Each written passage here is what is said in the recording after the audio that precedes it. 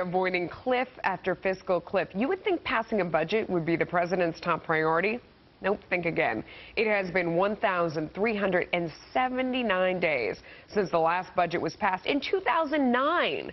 And the White House is officially late with its budget proposal again for the fourth time in 5 years.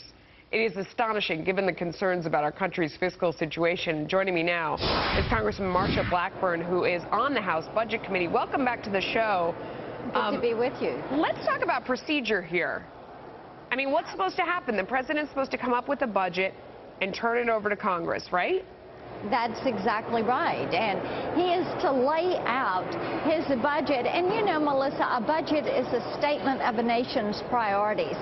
So we're not getting that. And here we are. He's late again. So it throws the entire process off pace. And of course, the House has to pass a budget by April 15th. And as you know, we passed the No Budget, No Pay a couple of weeks ago to make certain that the Senate finally takes up a House-passed budget. They don't pass it, they're not going to get a paycheck. What do you do procedurally if he doesn't hand one over? Can you just do one of your own and turn it over? I mean, what are your options?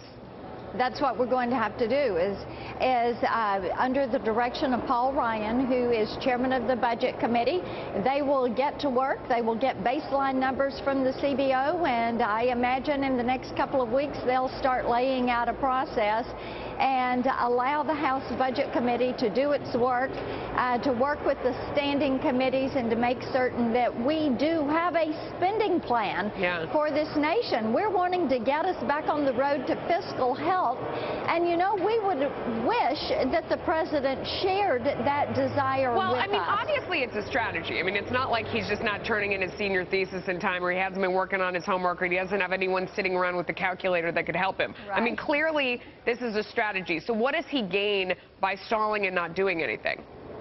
You know, and that is the question that I think a lot of Americans are asking, because they realize that the But you're there, you know the answer. What's the answer? Well, we don't. We don't know what he thinks that he gains by doing this, because people are tired of the $1 trillion plus deficits every year. They want to see this nation on a spending plan. They want the out-of-control spending to stop. So if you would think the president, as the leader, the commander-in-chief, would see it as item number one to lay out that statement of priorities and to get that budget done. Is there an advantage if you don't go first, that you get to throw tomatoes at whoever goes first and say that their plan is bad for America? Or I'm trying to, you know, just figure out what the advantage is. If you is it like showing your hand last?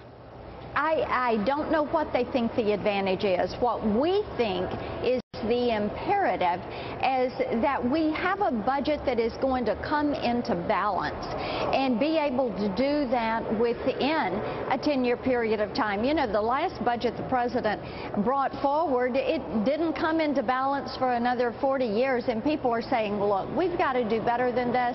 You can't keep running up the debt. You can't keep running the numbers off the credit card. Sooner or later, you've got to say the out-of-control spending stops. Let's live within our means. And that is what the American people are wanting to see, and we'll get to work on it with or without the White House weighing in. Is there a chance that you can take control of this situation and turn it around? Because, you know, for people that aren't in Washington, they watch from the sidelines and they see the deficit blow out of control, and they see the CBO report, which is, you know, really lays out where the country is headed if we continue to spend in this direction. And frankly, we blame everybody in Washington, because we say someone needs to stand up and take control and get this thing back on track. I mean, forget the fact that we voted for you all, so we're as much to blame as anyone else. But seriously, you know, Americans sit at home and they just get frustrated. So you're getting the blame too. Is there any way to take control of the situation and turn it around? Well, and that's what we will do again. House Republicans will bring forward a budget. We will pass that budget. We will send it to the Senate. And we're going to do what we've done in the past, Melissa, which is say no gimmicks. We're telling you the truth. This is what the situation is. This is what we think needs to be done in order to address it and to restore a spending plan, a predictable, respectful spending plan. Seniors are depending on it for benefits that they have prepaid and that they have earned, and right rightfully deserve. You've got small businesses and families that want to make certain that their taxes don't go up. Right. They want some certainty and predictability. Small businesses, manufacturing companies are saying we want some certainty from regulation. And this all requires that you have that budget, that spending plan, that blueprint Without question. that is going to guide it. Yeah, no, it's mind-boggling to all of us. Good luck to you. Thanks for coming on. Yes, indeed. Thank you. Yes.